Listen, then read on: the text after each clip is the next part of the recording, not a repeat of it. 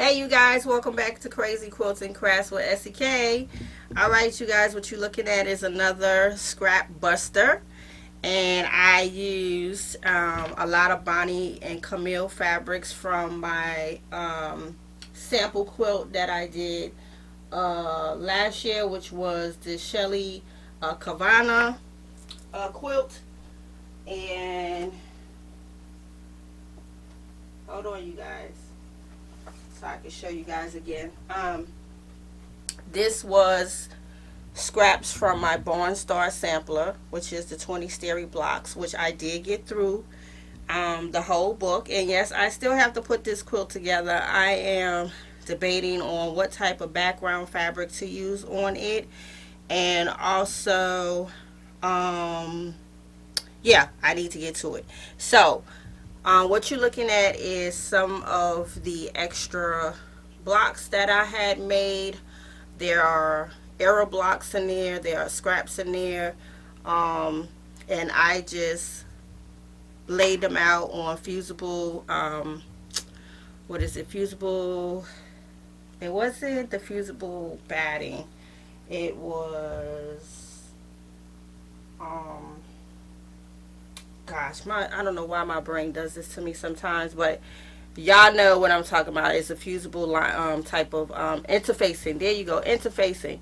So I infused it, and then I quilted it, and I actually did just a basic straight line quilt, and I used backing from Hobby Lobby, which I love this fabric. I do a lot of bow cozies with this fabric. This is an excellent fabric for curtains, pot holders. You can make a whole ensemble, and I think I did do a whole ensemble and gifted it out with this fabric, or I might have bought it to do that. I make so much stuff like that as far as kitchen decor, and I had this in my stash, and I said this would be great because I plan on using this as a canning mat. And then I also thought about putting it on top of my freezer that's in my laundry room, because my sons always throw tools up on top of the freezer, not considering that the freezer is white. So I'm trying to preserve my freezer, so it may go there. I thought about putting it over here in my computer little section over there, my table right there, so it may even go there too because it'll fit nicely there. This is roughly about 19 by 34 and a half. So this is a nice generous size, if you want to call it a centerpiece, a runner, or just a mat, whatever you want to call it. So like I said, it's a lot of scrap blocks, and some of these blocks I did that method when you're doing half square triangles. I did the method of doing 2 seams so that you can have the extra block. Most of you in the quilting world are familiar with that. So that's how I wound up with a lot of these windmill blocks, as you can see. Let me zoom in for you guys. Zoom in a little bit for you. I think I'm moving. There we go. So you can see a lot of the windmill blocks. So I had put all these blocks together, and they just went into a stash, and a lot of the scraps went into the stash.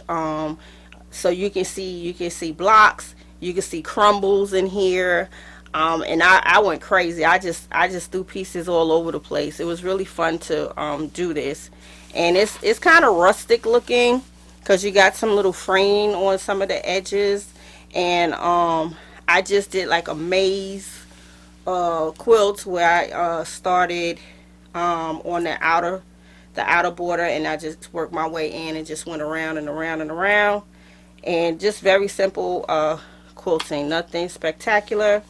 I did as far as my binding, I left the background fabric about 2.5 inches wide so I can do the fold and get that nice binding. So that's how I was able to get the binding on there.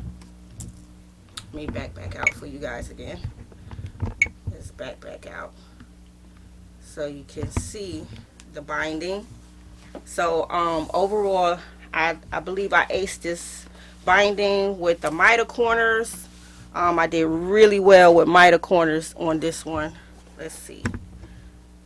There we go. So you can see the miter corners.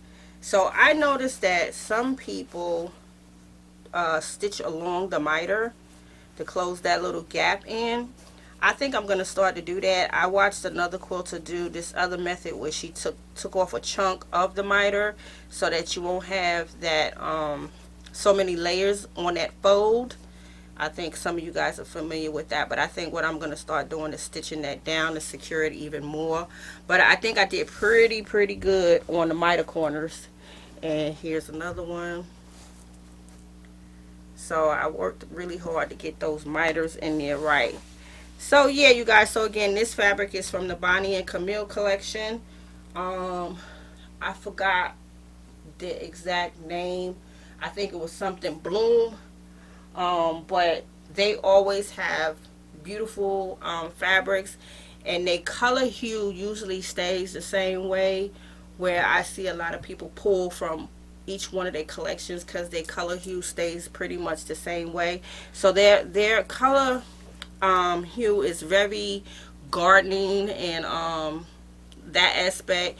And if you look close, I do have some fabrics that have, like right here, it has eggplant and tomatoes, and then this one has the watering can right here.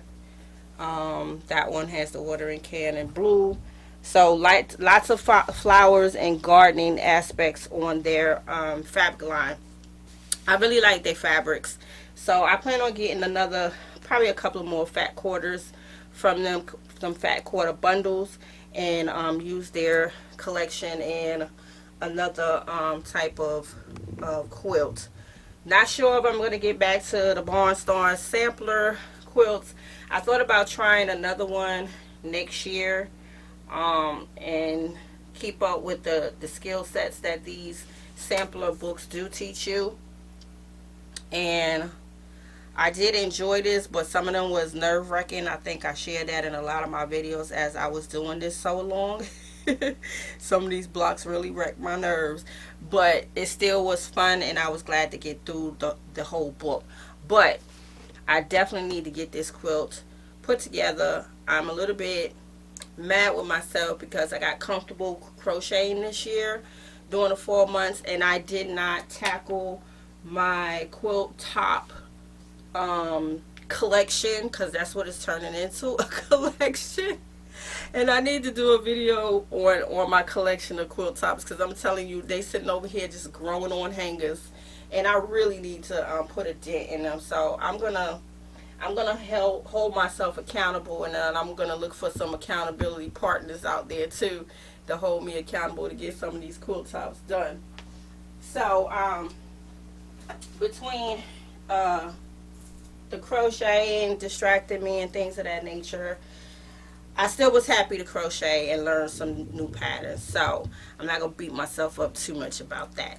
So you guys, I hope you guys enjoyed this show and tell, and I hope you guys are inspired to use up your scraps, your crumbs. If you I see people that love to shred their scraps and their crumbs to make just beautiful art. So do not waste your scraps, okay? This is SEK, the Crazy Quilts and Crafter. Thank you so much for tuning into my channel. I hope this video has inspired you, and I will see you guys on the next video. Peace.